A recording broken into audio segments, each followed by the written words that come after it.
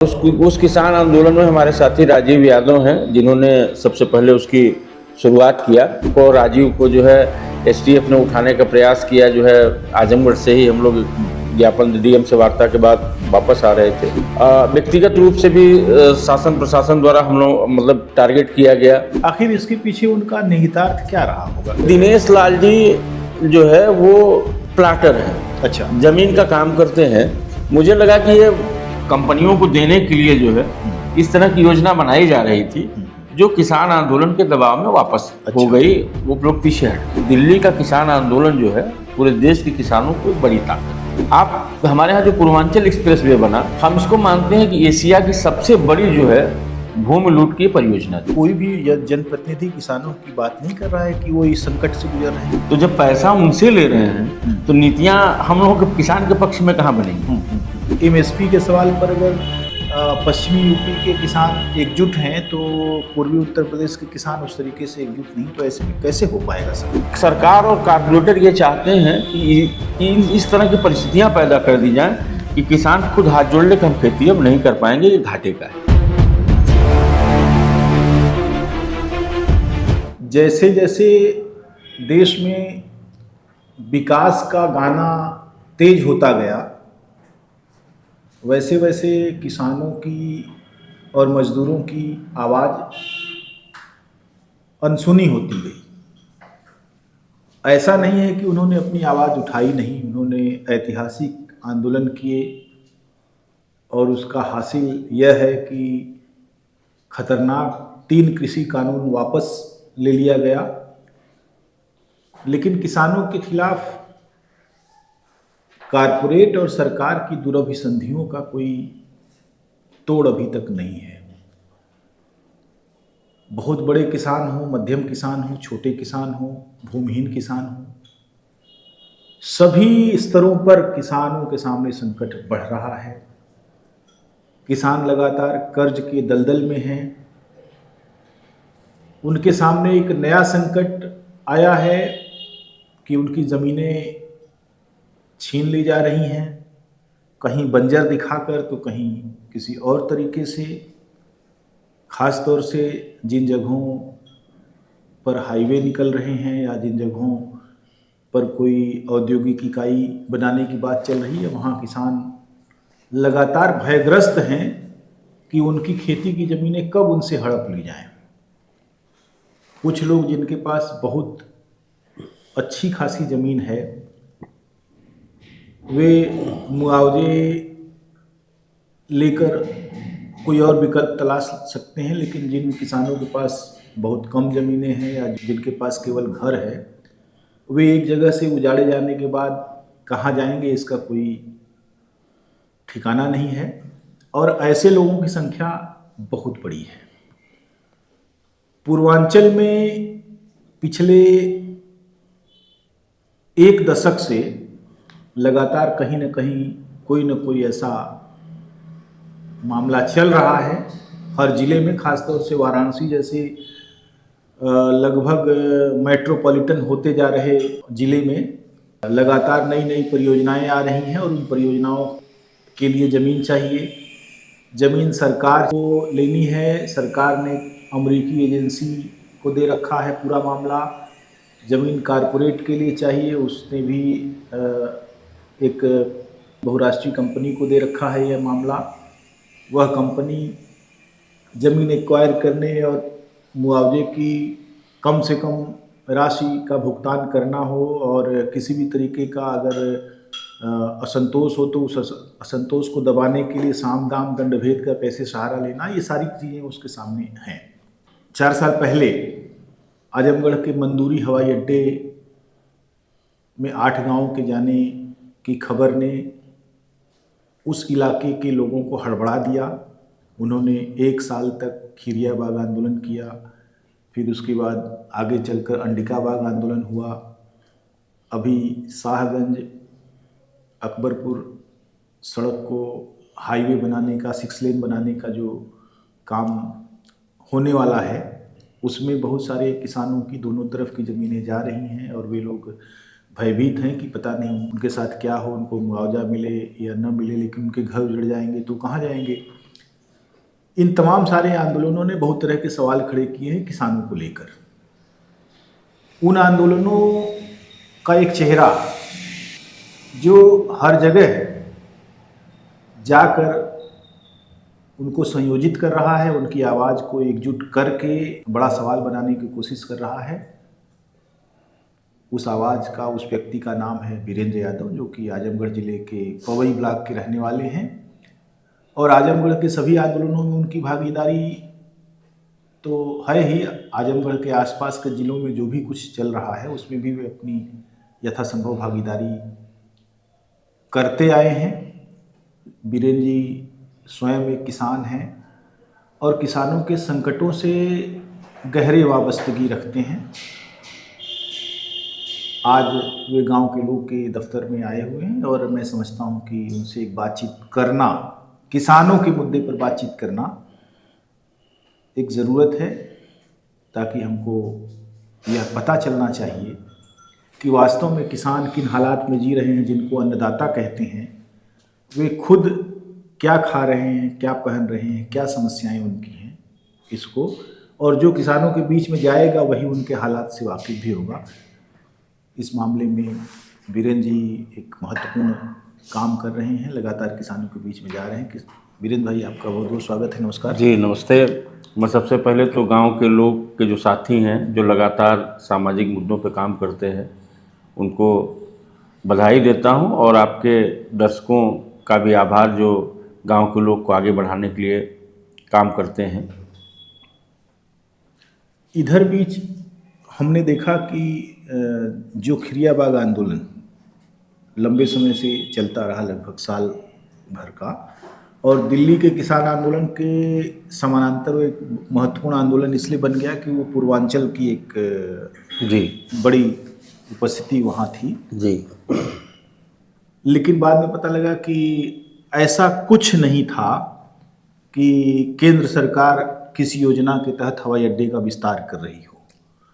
तो आखिर एक आंदोलन खड़ा हुआ विरोध में, लेकिन आंदोलन की पृष्ठभूमि यानी हवाई अड्डे के विस्तार की जो बात थी वो कहाँ से उठी और कहाँ तक, कैसे इतनी दूर तक फैल गई? देखिए, जिला प्रशासन, आजमगढ़ का जिला प्रशासन वहाँ एक सर्वे किया कि, और ये वहाँ के तत्कालीन सांसद दिनेश लाल यादव निरहुआ द्वारा यह घोषणा की गई कि इसका विस्तार किया जाएगा, एक ये जो अंतर्राष्ट्रीय एयरपोर्ट बनेगा।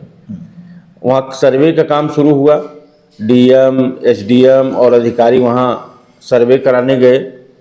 वहाँ ग्रामीणों से मारपीट हुई। मारपीट के बाद जब मामला और किसानों के संज्ञान में आया, हम लोगों के संज्ञान में आया, तो वहाँ जो है किसान आंदोलन की शुरुआत हुई। और उस किसान आंदोलन में हमारे साथी राजीव यादव हैं, जिन्होंने सबसे पहले उसकी शुरुआत किया। बाद में हम सारे लोग राजीव के नेतृत्व में वहाँ जो है सब लोगों ने काम शुरू किया। और एक साल से ज़्यादा जो है वहाँ आंदोलन चला। कई बार जो है उत्पीड़न की भी कार्रवाइयाँ हुई, हम लोगों का भी उत्पीड़न हुआ। राजीव का तो अपहरण भी किया। राजीव का अपहरण हुआ। एक बार हमको, राजीव को जो है एसटीएफ ने उठाने का प्रयास किया, जो है आजमगढ़ से ही हम लोग ज्ञापन डीएम से वार्ता के बाद वापस आ रहे थे, तो हम लोगों के साथ दंडात्मक कार्रवाई भी हुई। व्यक्तिगत रूप से भी शासन प्रशासन द्वारा हम लोग मतलब टारगेट किया गया, जो है हमको भी, हमारे परिवार को भी, हमारी ज़मीन भी कब्जा करा दिया एक जगह। तो ये चीज़ें चलती रही जो है। अब उसमें मामला ये है कि आंदोलन हुआ, और लंबे आंदोलन के बाद जो है, जब इस लोकसभा चुनाव के बाद पार्लियामेंट में जो वर्तमान सांसद हैं वहाँ के लालगंज के दरोगा प्रसाद सरोज ने, तो उन्होंने जब वहाँ क्वेश्चन पूछा कि आखिर किसानों को क्यों परेशान किया जा रहा है, तो उड्डयन मंत्री की तरफ से, उड्डयन मंत्रालय की तरफ से जवाब आया कि वहाँ ऐसी कोई परियोजना नहीं। तो ये तो बड़ा मैंने तो घपला हो गया। ये एक तरह का ये घोटाला हुआ, घपला हुआ। और ये आखिर कौन कर रहा था, कौन अधिकारी कर रहे थे, कि कौन करवा रहा था? तो इसमें उस समय के तत्कालीन जिलाधिकारी और सांसद, ये दोनों जो है उसके दोषी हैं कि इस तरह की घटना। और हमारे हिसाब से तो इन लोगों के खिलाफ कानूनी कार्रवाई होनी चाहिए। आखिर इसके पीछे उनका निहितार्थ क्या रहा होगा? क्यों? देखिए दिनेश लाल जी जो है वो प्लाटर हैं, अच्छा। जमीन का काम करते हैं। मुझे लगा कि ये जो है कंपनियों को देने के लिए जो है इस तरह की योजना बनाई जा रही थी, जो किसान आंदोलन के दबाव में वापस हो गई, वो लोग पीछे हट गए। लेकिन ये सरकारी मशीनरी इसमें लगी थी। हाँ, पूरी सरकारी मशीनरी और लगी थी। इसके लिए कोई फॉलोअप नहीं किया उन लोगों ने कि वास्तव में ये क्यों लगी हुई है। हाँ, और कुछ नहीं, उसके बारे में कोई प्रश्न नहीं उठाया गया, ये कैसे हो सका। दूसरा उसी से रिलेटेड है, पूर्वांचल एक्सप्रेसवे के बगल में औद्योगिक गलियारा बनाने की खबर अखबारों में छपी जी कि औद्योगिक गलियारा बनेगा। और जब वहाँ अड़िका बाग में किसानों ने आंदोलन किया जो है, तो वहाँ भी बाद में कहा गया कि हमारी कोई इस तरह की योजना नहीं है।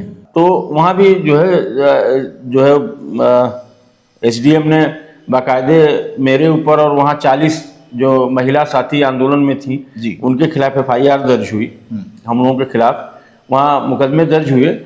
लेकिन अब बाद में जो है एसडीएम वहाँ घूम घूम के गांव में जाके कहे कि भैया अब हम जमीन नहीं चाहिए, ऐसी कोई योजना नहीं। अगर ऐसी कोई योजना नहीं थी तो लेखपाल क्यों सर्वे कर रहा था, अखबारों में नक्शे क्यों जारी किए जा रहे थे। तो ये सब चीज़ें थी। दरअसल है क्या, मुझे जो लगता है कि दिल्ली का किसान आंदोलन जो है पूरे देश के किसानों को एक बड़ी ताकत दिया।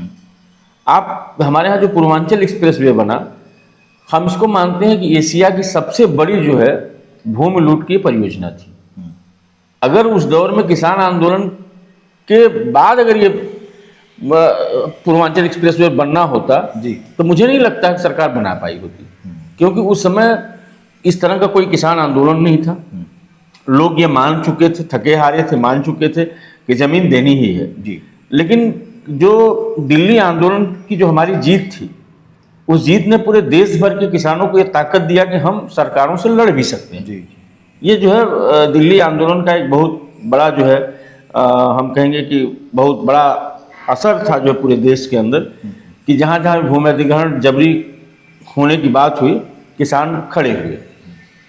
तो अभी है क्या कि इस देश के जो कारपोरेटर हैं उनकी निगाहें अब हमारी खेती की ज़मीनों पे, वो हमारी खेती की ज़मीनों को हड़पना और लूटना चाहते हैं। तो क्या इसका प्रभाव है गांव में अभी पड़ने लगा है? बिल्कुल पड़ने लगा। किस रूप में? देखिए, एक तो जो सरकार की पॉलिसी है, जो नीतियां हैं, वो किसान विरोधी हैं। अगर आप देखें तो लगातार खाद महंगी की गई, कीटनाशक महंगे की गए, बीजों को इतना ज़्यादा महंगा कर दिया गया। अब तो किसान अपना बीज भी नहीं रख सकते। नहीं, आप बीज उस तरह का जब दंगल प्रस्ताव के जरिए जो आया, तो अब तो बीज दोबारा आपको लेना ही। अभी आप जो है 10 ग्राम जो है अगर बीज लेते हैं मिर्चा का, तो 550 रुपये का। अच्छा, इतना महंगा? 10 ग्राम। अगर 1 ग्राम टमाटर का बीज लेते हैं तो 850 का। 1 ग्राम टमाटर का बीज 850 रुपये। 1 ग्राम में कितना बीज होता होगा? 1 ग्राम में जो भी मतलब 1 बिस्वा 2 बिस्वा आप लगा सकते हैं, उससे ज़्यादा नहीं। अच्छा। और एक बिस्वा या 1.5 बिस्वा, उससे ज़्यादा नहीं लगेगा। और फिर अगर आप बैगन का बीज देखें तो 200 रुपये का 10 ग्राम। अच्छा।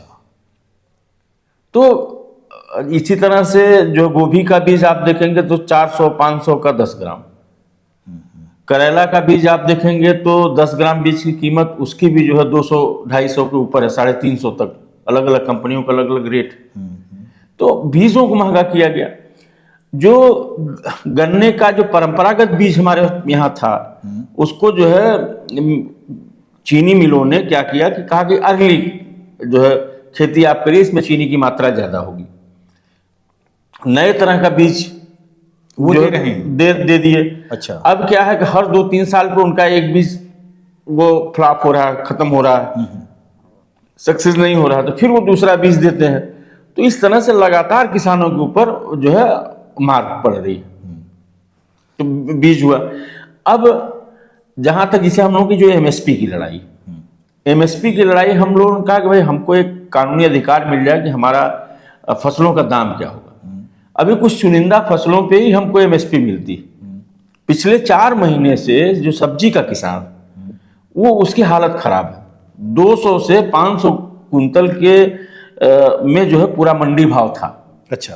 पूरा आप 3-4 महीने तक सभी जैसे लौकी, हाँ, लौकी हुआ, कोहड़ा हो गया, पत्ता गोभी हो गई, पालक हो गई, धनिया हो गई, ये सब जो है 500 के नीचे था इसका मैंने रेट। 5 रुपए किलो खरीद, मतलब जब हम किसान अपने खेत से हाँ, मंडी लेके जाता था तो मंडी में 5 रुपए किलो। 5 रुपए से भी कम, 2 रुपया, 3 रुपया, 5 रुपया तक 3-4 महीने रेट रहा, अच्छा, जिसमें रेगुलर नहीं, इसमें ये नहीं कि अभी कम है तो नहीं, थोड़ा ज्यादा इधर इधर 3-4 महीने से हाँ। रेगुलर था। अभी भी जो है पत्ता गोभी 200-300 के ऊपर नहीं बिक रही। अच्छा पालक जो है अभी भी 2 रुपया 3 रुपया किलो से ज्यादा मंडी भाव नहीं है उसका। अच्छा, एक चीज बताइए कि इतना महंगा बीज, मैंने 1 ग्राम 800, 850 या 500 का 10 ग्राम या 300 का 10 ग्राम, और बीज बो देने मात्र से ही तो सब्जी नहीं पैदा होगी, उसके लिए तो बजावता उसकी सिंचाई हुई, खाद से हो बचाना, खाद हो गई, कीटनाशक हो और गया, एक लंबा समय लगेगा उसकी निराई, 2-3 महीने जो है। हाँ, मतलब कोई भी जो है फसल वो 50-60 दिन के बाद ही उत्पादन देती। पहली हार्वेस्टिंग उसकी 50-60 दिन पर होती है। इसमें जो श्रम लगता है वो 2-3 रुपए में निकल जाता है। उस दिन का, जिस दिन वो तोड़ाई कर रहा है, उस दिन का श्रम नहीं निकल रहा है। आप जो 4 महीने 2 महीने का श्रम तो छोड़ दीजिए, जो जिस दिन तोड़ाई हुई और मंडी लेके गया और बेच के आया, उस दिन की मेहनत का पैसा नहीं निकलता। अच्छा, उस एक दिन की भी मेहनत का पैसा इस समय नहीं निकल रहा। जो 50 दिन उसने मेहनत किया वो तो गया ही। लेकिन कोई भी जनप्रतिनिधि किसानों की बात नहीं कर रहा है कि वो इस संकट से गुजर रहे हैं। देखिए, जनप्रतिनिधि इसलिए नहीं कर रहा है, विपक्ष का भी नहीं और सत्ता नहीं, पक्ष का तो बिल्कुल इसलिए नहीं कर रहा है कि सबको वहीं से चंदा लेना है। अच्छा। सबको, आपने देखा होगा इलेक्ट्रिकल बॉन्ड के नाम पे कम ज्यादा लिया तो सभी ने, तो जब पैसा उनसे ले रहे हैं तो नीतियां हम लोगों के किसान के पक्ष में कहाँ बनेंगी? जी। अब ये दरअसल पूर्वांचल जो है हमारा, ये यहाँ छोटे मझोले किसान है, लघु सीमांत किसान ज़्यादा है। हम छोटे किसान यहाँ ज़्यादा है, इसलिए हम किसान भी हैं, मजदूर भी हैं, मजदूरी भी करते हैं। हमारा जो है बच्चा जो है जाके वो लुधियाना पटियाला काम करता है, हम घर पे खेती करते हैं। तो जो हमारी जो स्थिति है वो किसान मजदूर की है, खेत मजदूर की है, किसान मजदूर की है। तो यहाँ दरअसल सांगठनिक रूप से भी बहुत जो है ताकत नहीं है।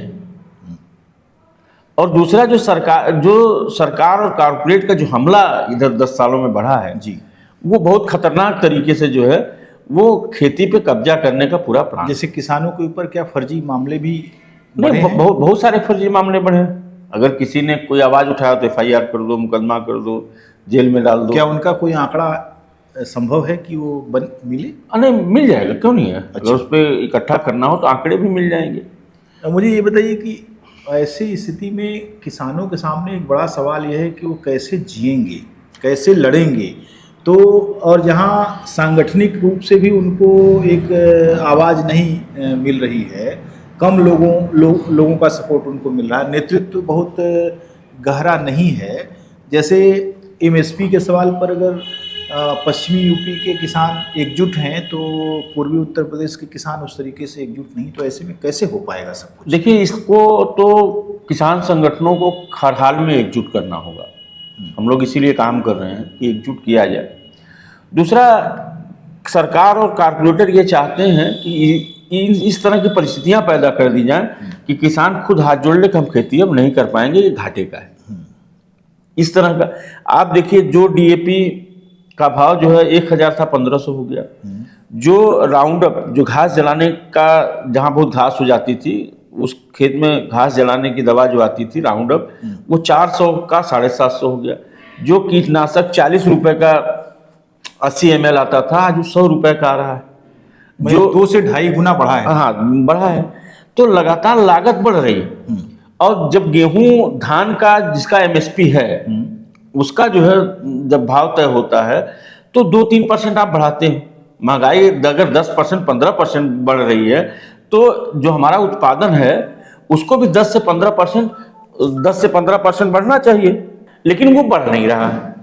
दूसरा चीज, एक चीज हम कहना चाहते हैं कि जैसे अगर कंपैरिजन करें तो आप 60 के दशक में चलिए। 60 के दशक में 1 कुंतल गेहूं बेचने पे 12 बोरी सीमेंट की मिलती थी। अगर 1-2.5 कुंतल गेहूं बेचते थे तो बिटिया के लिए 1 तोले का अंगूठी और जो चेन बनवा सकते थे। आज क्या है? आज हालत ये हो गई है कि 1 कुंतल गेहूं बेच करके आप 1 बोरी सीमेंट नहीं ले सकते। नहीं अभी नहीं, आप मान लीजिए सीमेंट अगर 400 रुपये बोरी है। हाँ 400 बोरी है तो 6 बोरी ले सकते हैं, जहां हम 12 बोरी ले सकते थे। लेकिन क्या 2.5 कुंतल बेच के एक तोला सोना ले पाएंगे? बिल्कुल नहीं, बिल्कुल नहीं। मेरा ख्याल है कि 20 कुंटल बेचेंगे तब जाके 1 तोला सोना हो सकता है। 20 कुंतल तो हम जो हमारी जो उपज थी उसका दाम नहीं बढ़ा। दूसरा जो है एक बड़ी जो समस्या है कि हम लोग लगातार ये कह रहे हैं कि भाई सरकार प्रोसेसिंग यूनिट लगाए। जैसे जब टमाटर जो है जब खेतों में 1 रुपया 2 रुपया किलो बिकने लगता है तो इसके भंडारण की कोई व्यवस्था नहीं है। जितना भी अगर कोई चीज़ है लगातार जो है उसके भंडारण का कोई इंतजाम नहीं, कोल्ड स्टोरेज नहीं है, प्रोसेसिंग यूनिट नहीं है। हम टमाटर पैदा करेंगे, कंपनियां सास बना के बेचती हैं। अगर सरकार चाहे तो प्रोसेसिंग यूनिट लगा करके हमारे खेतों से आलू है, टमाटर है और भी सब्जियां उनको प्रोसेस करके जो है उनको बाजार में ले जा सकती है।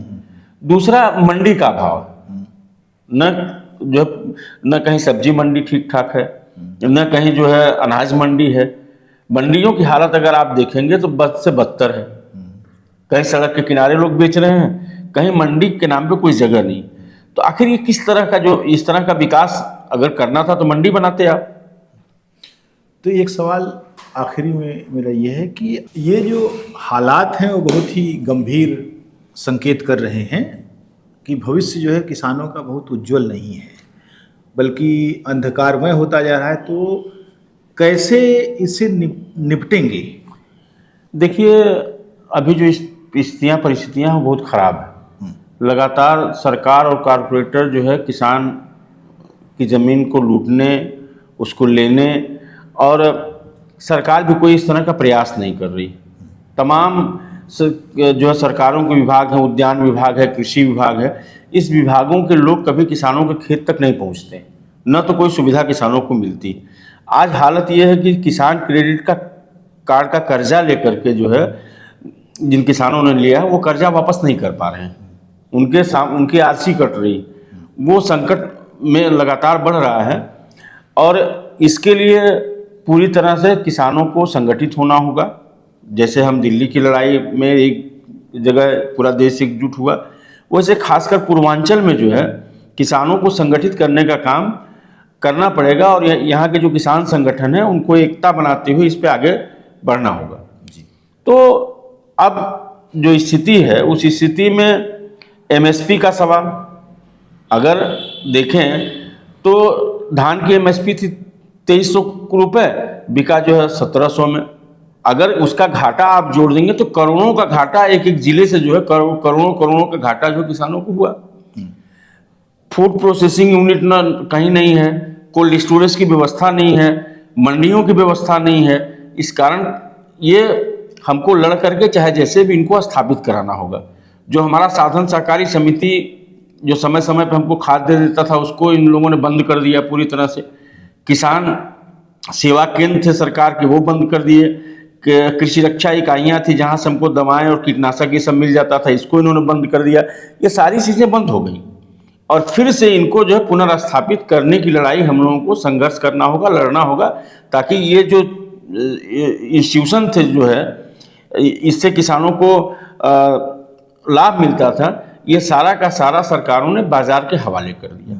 और कोई ऐसा नहीं कि इसी सरकार ने किया, और सरकारों ने भी किया। दंगल का प्रस्ताव जो है जब आया तो उस समय कांग्रेस की सरकार थी, तो इस सरकारों ने भी किया और उन सरकारों ने भी किया।